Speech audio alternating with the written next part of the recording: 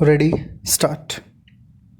The material available in this case is sufficient to hold that the impugned notices suffer from arbitrariness and non-application of mind.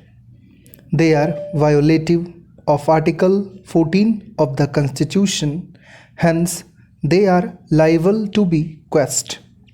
It is not necessary, therefore, to express any opinion on the contentions based on Article 91A of the Constitution. The rest of the questions relate truly to the civil rights of the parties following from the lease deed. Those questions cannot be effectively disposed of in this petition under Article 32 of the Constitution.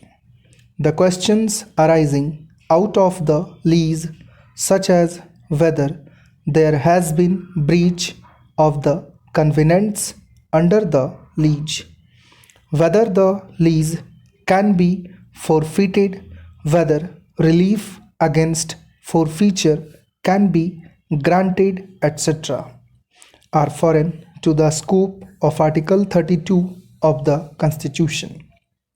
They cannot be decided just on affidavits.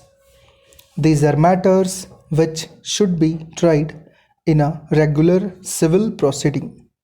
One should remember that the property belongs to the Union of India and the rights in it cannot be bartered away in accordance with the sweet will of an officer or a minister or a lieutenant governor, but they should be dealt with in accordance with law.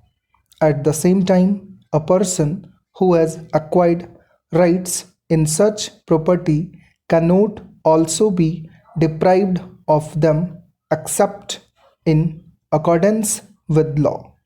The stakes in this case are very high for both the parties, and neither of them can take law into his own hands.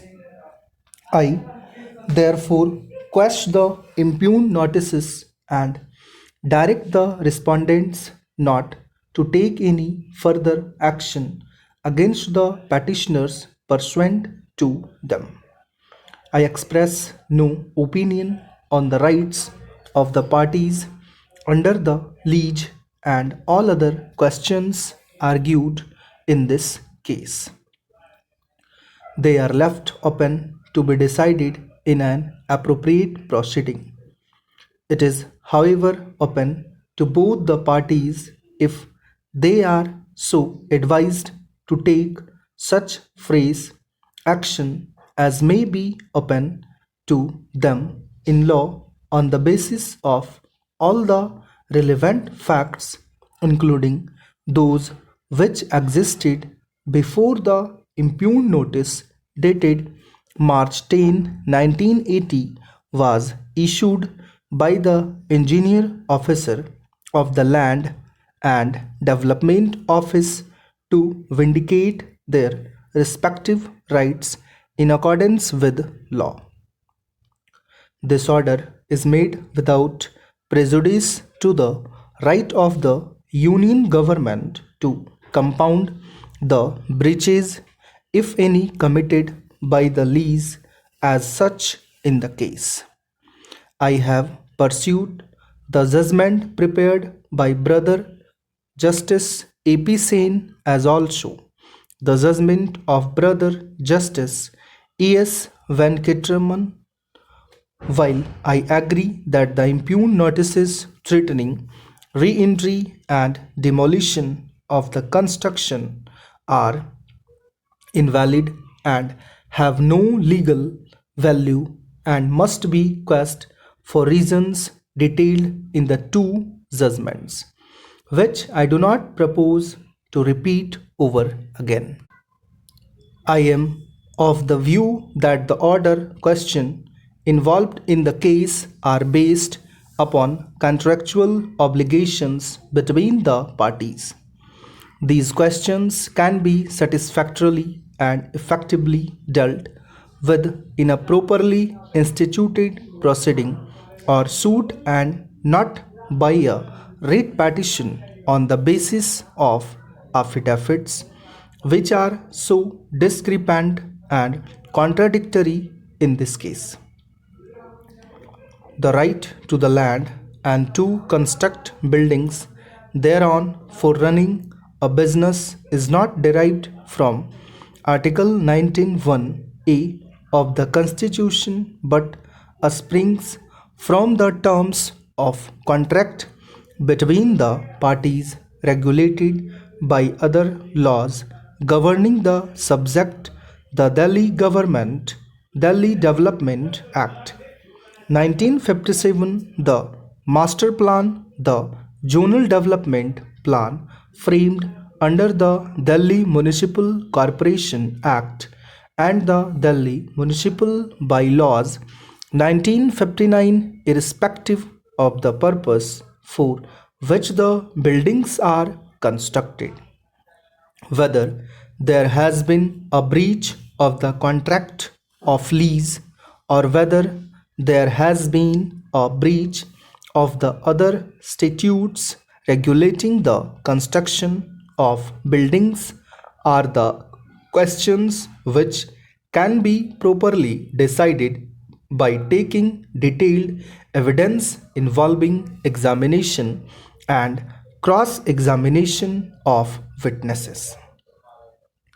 I accordingly allow the writ petitions with cost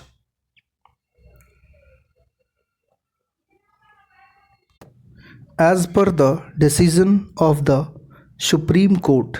The UOI could file a civil suit which then led to the filing of the present suit by the UOI and thereafter a counter suit by express newspapers.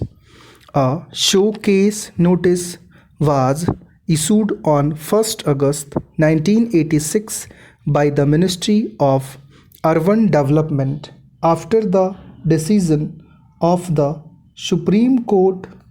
The said notice was based on the premise that Justice Shane's opinion in the Supreme Court's decision was a minority view. Paragraph 12 of the show cause notice reads as under. The writ petitions were heard by bench of 3 honorable judges of the Supreme Court consisting of Honorable Mr. Justice A.P. Sen, Honorable Mr. Justice E.S. Venkatramaiah and Honorable Mr. Justice R.V. Misra. Their Lordships Honorable Mr. Justice E.S. Venkatraman and Honorable Mr. Justice R.P. Mishra held that notices dated 1/3/1980 and 10/3/1980 were invalid on the ground that the said notices were arbitrary and for non-application of mind in the present case as such. Stop.